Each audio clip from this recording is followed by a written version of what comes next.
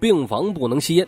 这话对汤米希尔比无效，因为消息走漏，被神父摆了一道。汤米颅骨断裂，脑震荡，内出血，严重的伤势让他躺了好几个月才恢复。这不，正抽着烟吃着药，好一顿吸收营养啊！康复的汤米马上策划起了反击。他事先要将贵族跟神父的勾当全盘托出给了俄共，并派约翰、亚瑟两兄弟处理了用来交易的武器，同时喊来了李氏家族的强尼，将由他带队打通去向贵族金库的地道。至于挖坑的手续问题，汤米已经解决好了，他买了块地皮，直接扎营动工即可。汤米担心贵族不支付尾款，这才决定去多借点珠宝，但鉴定珠宝的真假需要一个专家，那便是犹太黑帮的老大阿尔菲。这些年来，汤米的大名在业内鼎响，有钱不赚是傻蛋。阿尔菲当场答应，剃刀党的兄弟们在餐厅听亚瑟胡掰，很快被汤米一起叫进了房间。迎面撞上阿尔菲的亚瑟，脸色可谓难看到了极点。当年那茬子事他可忘不了，碍于大局，亚瑟忍了。阿尔菲真挚道歉，表示自己已经向上帝忏悔。跟老婆一起信了基督的亚瑟能怎么办？当然是选择原谅他呀。阿尔菲态度诚恳，亚瑟这才放下了手里的烟灰缸，逐渐平息了内心的火焰。毕竟盗金库的事儿还离不了阿尔菲。汤米带着亚瑟、约翰前来踩点儿，凭他和塔蒂安娜的交情，贵族还得豪华招待。对立派的人都会以纹身装饰身体，亚瑟和约翰被迫卸甲。瞧，老三的老二老大了呀！对妻子绝对忠诚的亚瑟在美色之下，小兄弟还是不争气的有了反应。接下来等待他们的是一场宴会。约翰借机对接了提前安排进来的卧底，得知金库的守卫甚是森严，这群毛子也是极其变态。在塔蒂安娜的带领下，汤米来到了金库，贵族许诺他随便挑选金额合适的珠宝，以作为购买27辆坦克的尾款。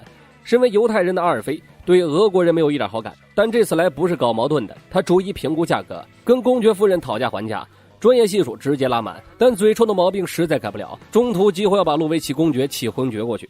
阿尔菲更直言询问公爵夫人，你有没有蛋蛋啊？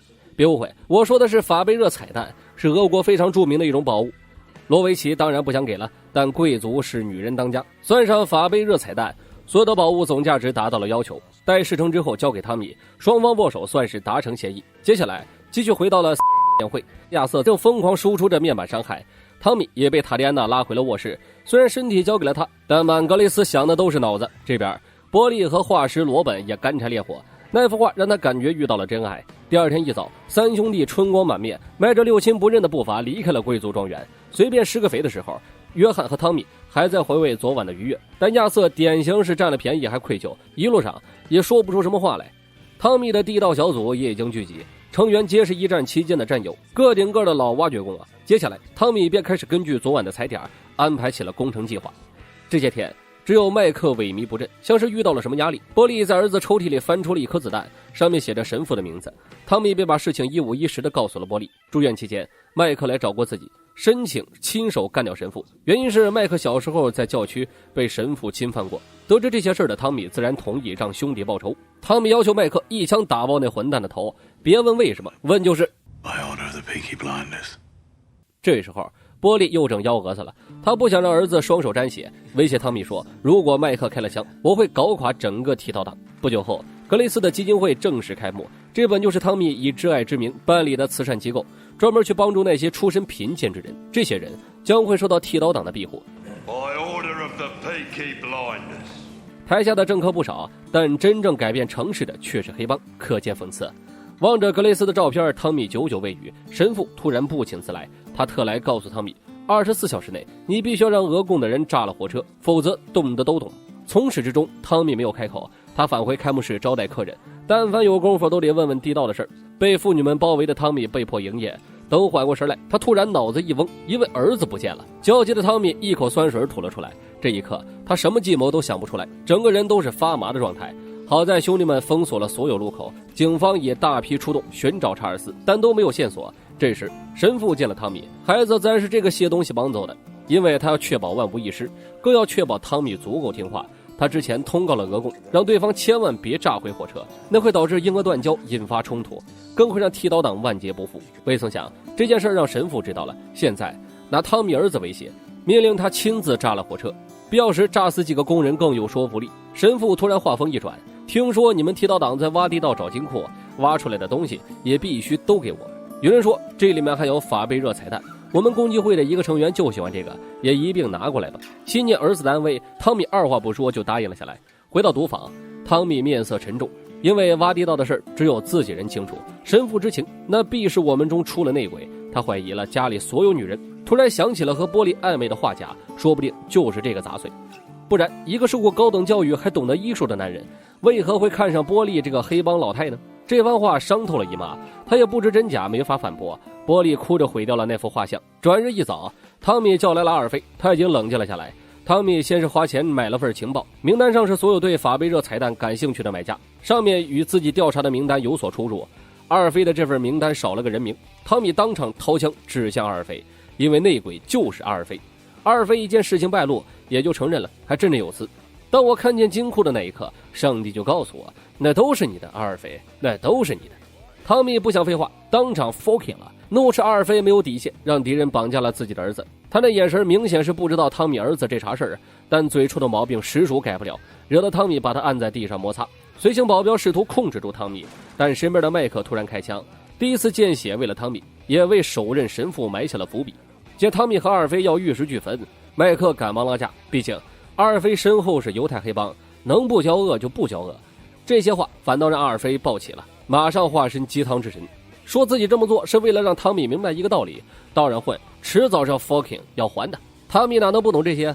但儿子是逆鳞，他失去了理智，死在汤米手里的父亲或者儿子不计其数，大家都是杂碎，你跟我阿尔菲装什么高尚？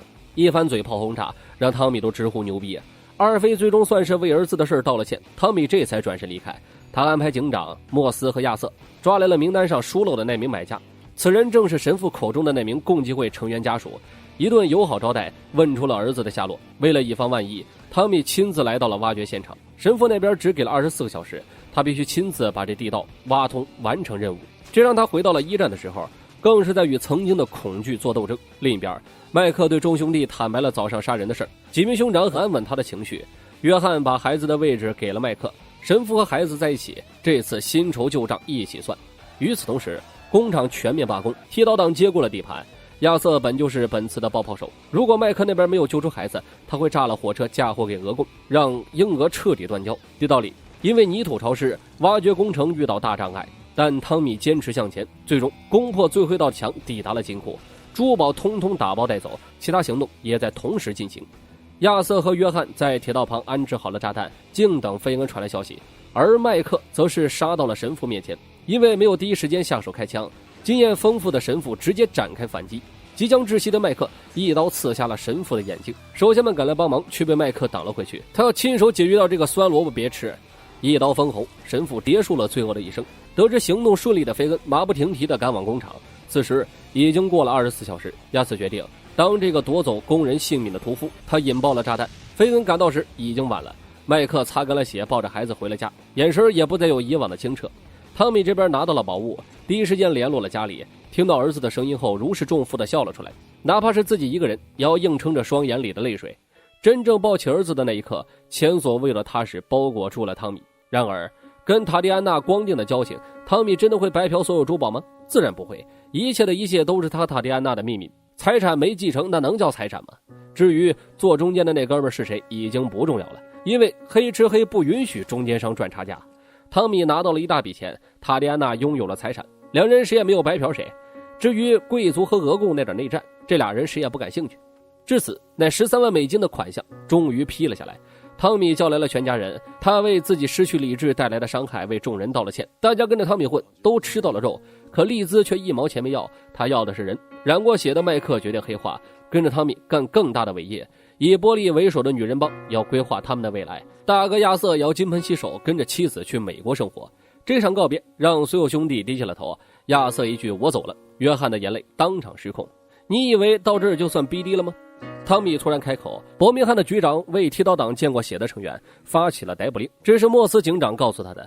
全家人一瞬间集体崩溃，都指责汤米知而不言。闯进来的警察逮捕了众人，汤米让他们相信自己会解决这件事儿。至于如何解决，又如何发生这些事儿，真正的幕后黑手从未露面。我是瓜皮儿，下期见。